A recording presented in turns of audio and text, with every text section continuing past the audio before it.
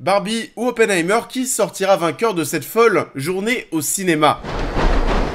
8, 7, 6, 5, 4.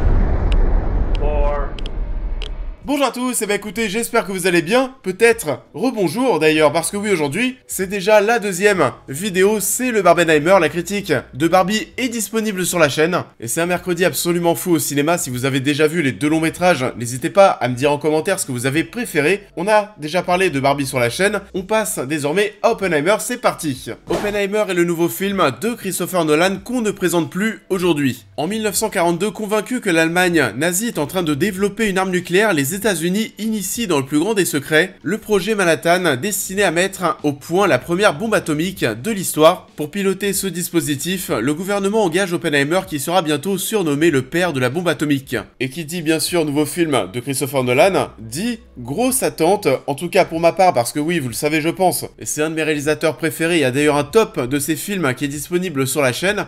Oppenheimer, j'attendais donc énormément bien sûr, et j'attendais de voir ce qu'il allait donner dans ce nouveau registre, parce que oui, Oppenheimer est un biopic.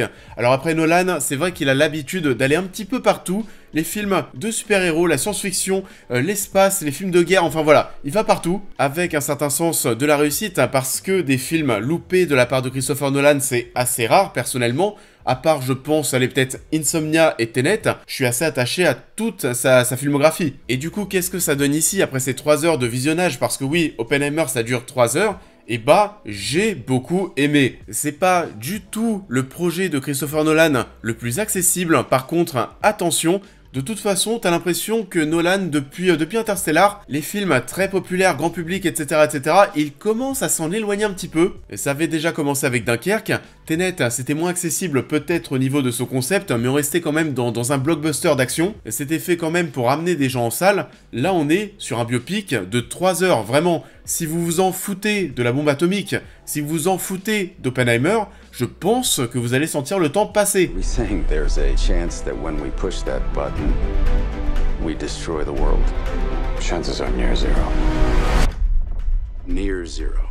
What do you want for theory alone? Zero would be nice. Mais même si on est ici dans un biopic et qu'on va se retrouver, vous savez, dans quelque chose de plus classique de la part du réalisateur, on va quand même retrouver les gimmicks, en fait, de Christopher Nolan. Les gimmicks de son cinéma, on va jouer avec le temps, c'est pas linéaire, on a différentes temporalités, on a, vous savez, ces petits textes au début pour présenter les différentes temporalités, un petit peu comme ce qu'on avait dans Dunkerque. Et là où je pense que le long métrage va être un petit peu difficile à digérer pour beaucoup de personnes, c'est qu'on a vraiment presque 2 histoires, 2 films en un. Ça dure 3 heures, je le rappelle, et on a 2 heures presque sur la conception de la bombe atomique, et ensuite 1 heure, on va être dans des histoires de procès. Et là, en vous présentant ça de la sorte, on pourrait se dire que les 2 heures de bombe atomique, allez, ça va passer. Par contre, l'heure de procès ensuite, on va un petit peu s'ennuyer, et ce sera peut-être mon opinion impopulaire, mais personnellement, cette dernière heure de film, je l'ai surkiffé. C'est ce que j'ai préféré, j'ai trouvé ça exceptionnel en termes de montage, comment c'est amené, comment est-ce que la sauce est en train de prendre de plus en plus. Il y a un dynamisme dans le montage qui t'accroche à l'image.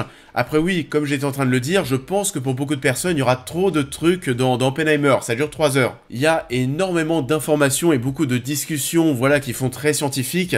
Forcément, voilà, il faut presque le petit manuel pour tout comprendre. Et c'est du Christopher Nolan qui veut faire l'intello comme d'habitude. Je sais que ça peut déranger. Pour l'anecdote et pour le rappel, c'est le logo Universal qui apparaît au début du long métrage, parce que oui, Nolan s'est brouillé avec Warner, avec qui il travaille depuis des années et des années. L'entente avait explosé durant le Covid lorsque Warner avait décidé, vous savez, de diffuser certains films qui étaient en préparation pour le cinéma.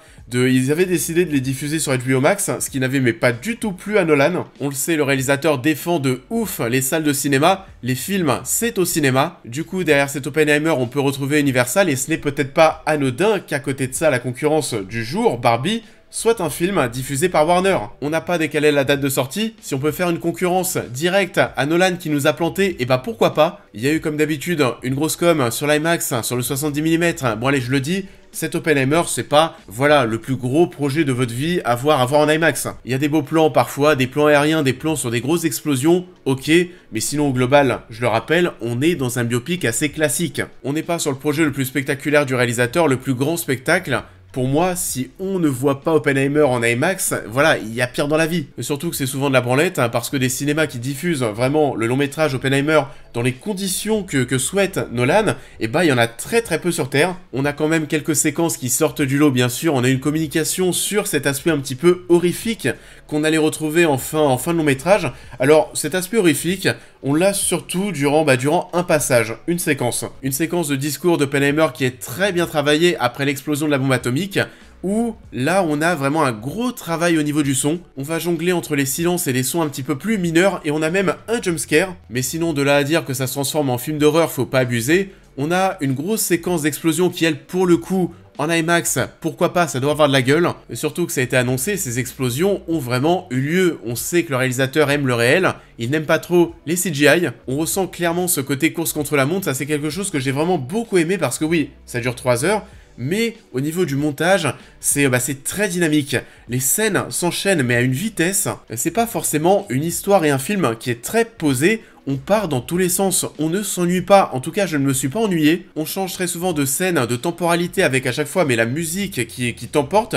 La bande originale est plutôt bonne, mais je maintiens, si vous n'êtes pas intéressé par le délire et par cette histoire, vous allez trouver le temps long. Ce n'est pas un projet populaire. Je me demande même si ce n'est pas pour cette raison qu'il n'y a pas eu d'avant-première publique, pour ne pas avoir de mauvais retours avant la sortie officielle. Il y a plein de gens qui vont courir au cinéma parce que c'est du Christopher Nolan, mais attention, le Christopher Nolan d'il y a 10 ans, ce n'est pas celui d'aujourd'hui. Même s'il y a beaucoup de bonnes choses à se mettre sous la dent, on a parlé du montage, on a parlé du rythme, qui pour moi est plutôt bon.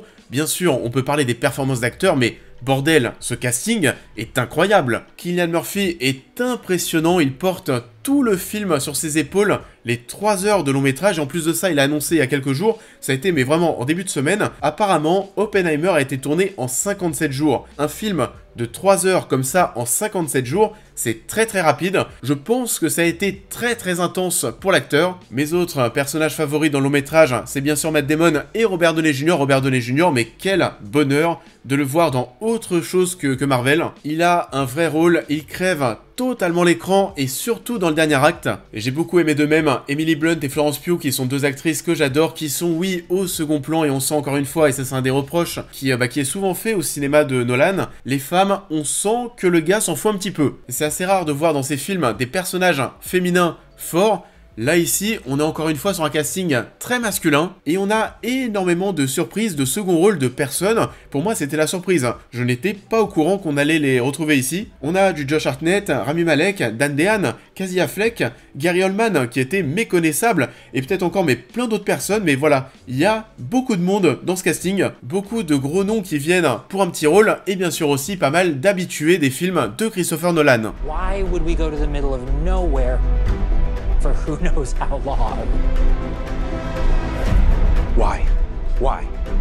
How about because this is the most important thing to ever happen in the history of the world? Et j'ai bien aimé au global la photographie, l'ambiance, l'atmosphère qui sera jugée froide par beaucoup de personnes. C'est comme ça, c'est le cinéma du réalisateur. On l'a un peu évoqué, mais il y a un très bon travail au niveau du sound design. On a parfois, vous savez, durant des scènes, des séquences, des plans sur des, des molécules, des particules, des étincelles qui viennent se caler entre deux plans sur un visage de personnage par exemple, pour accompagner une réplique, pour imager ce qui est en train de se dire. Ça fonctionne très bien, et le son, encore une fois, est très bon durant ces petits passages. Pour le coup, j'ai pas senti le temps passer, j'ai assez hâte de le revoir, parce que voilà, encore une fois, c'est très dur à digérer, il y a beaucoup de dialogues, et je suis aussi assez curieux de voir où est-ce que je pourrais le caser dans mon top des films du réalisateur, mais je pense qu'on est quand même devant un de ses projets les plus solides. Et j'ai beaucoup aimé cette montée en puissance durant ces 3 heures jusqu'à cette dernière heure que j'ai adoré. On est curieux de voir comment est-ce qu'on a voulu créer la bombe atomique, pourquoi est-ce qu'on a voulu la créer, et ensuite voir toutes les inquiétudes que ça a engendré, les regrets et les complots qui sont nés après tout ça. C'est une histoire mais qui est absolument dingue. C'était passionnant, et c'est même d'autant plus flippant et prenant de voir ce long métrage aujourd'hui au cinéma,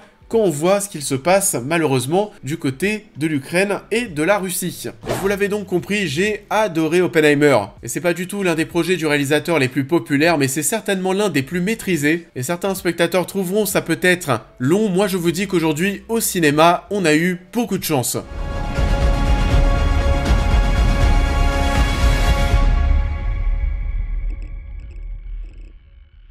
Et ça en est tout pour cette vidéo, j'espère qu'elle vous aura plu comme d'habitude. Je vous invite à la liker, à la partager, à me dire en commentaire ce que vous avez pensé de l'œuvre en question, à vous abonner, à me suivre sur l'intégralité de mes réseaux pour toutes les news et réactions à l'actualité, mais aussi à devenir membre soutien si vous souhaitez soutenir mon travail. Et on va se retrouver très vite sur la chaîne pour cette prochaine critique. There's always room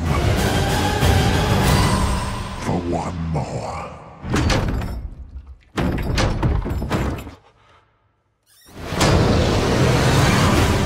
Mais il y aura aussi la critique sur Secret Invasion, la série Marvel Disney. J'ai assez hâte pour le coup de vous en parler parce que d'après les premiers retours, c'est plutôt cool. On verra ce que ça donne, mais en tout cas cette semaine, n'hésitez pas à aller au cinéma pour Barbie, pour Oppenheimer, parce que c'est vraiment très bien des deux côtés pour moi. Ça nous permet de finir la saison sur une très bonne note. Il y aura encore quelques petites critiques, mais ensuite ce sera les vacances.